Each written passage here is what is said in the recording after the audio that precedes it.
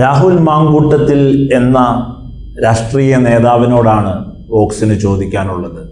രാഹുലെ, നിങ്ങളെ കുറെ കൂടിയൊക്കെ പ്രോമിസിംഗ് ആയി ഞങ്ങൾ കരുതിയിരുന്നു.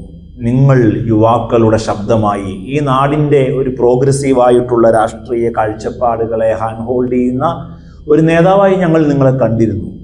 ഒരു ചാനൽ നിങ്ങൾ എം സുരാജിൻ്റെ നിലപാടിനെതിരെ നിങ്ങൾ സ്വീകരിച്ച ഒരു ഫേസ്ബുക്ക് പോസ്റ്റിനെതിരെ പറഞ്ഞപ്പോൾ നിങ്ങൾ ഇപ്പോൾ വീണ്ടും വന്നിട്ട് ആ ചാനലിനെ ആക്രമിക്കുന്നത് കണ്ടു. ആ ചാനലിൻ്റെ മുൻപ് എം സുരാജ് ആ ചാനലിനെതിരെ പറഞ്ഞ ഒരു വീഡിയോ ഇട്ട് നിങ്ങൾ ഇങ്ങനെ പോസ്റ്റ് ചെയ്യുന്നതും കണ്ടിട്ടുണ്ട്.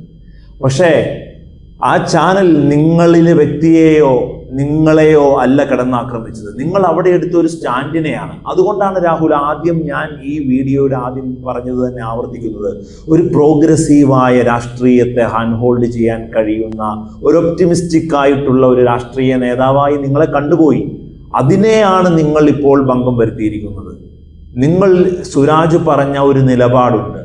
യുദ്ധം എന്ന് പറയുമ്പോൾ എപ്പോഴും ലക്ഷക്കണക്കിന് ആളുകളുടെ ജീവഹാനി സംഭവിക്കുന്നതാണ്. ഈ നാട്ടിൽ 16 ജീവനുകൾ ഈ സിന്ദൂർ ആക്രമണവുമായി ബന്ധപ്പെട്ടിട്ടുണ്ടായ ഇന്ത്യ പാക് കലാപങ്ങളിൽ മരണപ്പെട്ടു കഴിഞ്ഞു.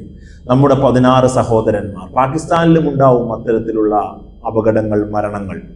ഇതിങ്ങനെ മുമ്പോട്ട് പോകുമ്പോൾ അതിർത്തിയിലല്ലാത്ത സ്ഥലത്ത് താമസിക്കുന്നു എന്നുള്ള ഒരു ലാഭം ഇങ്ങനെ കൈയാളുന്നത് കൊണ്ട് നമുക്ക് യുദ്ധം ഒരു വാർത്തയായി മാത്രമായി കൂടാ. യുദ്ധത്തെ എപ്പോഴും നമ്മൾ അപലപിക്കുകയും യുദ്ധം ഈ നാട്ടിൽ നാശം മാത്രമേ ഉണ്ടാക്കുകയുള്ളൂ എന്നുള്ള ഒരു സ്റ്റേറ്റ്മെന്റിനെ, BJPയെ, സംഘപരിവാറിനെ, പാകിസ്ഥാനിനെ ഒക്കെ അനുകൂലിക്കുന്ന നിലപാടാണ് CPMന്റെ, സുരാജിന്റെ എന്നൊക്കെ നിങ്ങൾ പറഞ്ഞു വെക്കുമ്പോൾ ആലോചിച്ച് നോക്കൂ, എത്രമേൽ സ്വയം അപഹാസ്യനായിപ്പെടുന്നു നിങ്ങൾ എന്നുള്ളത്.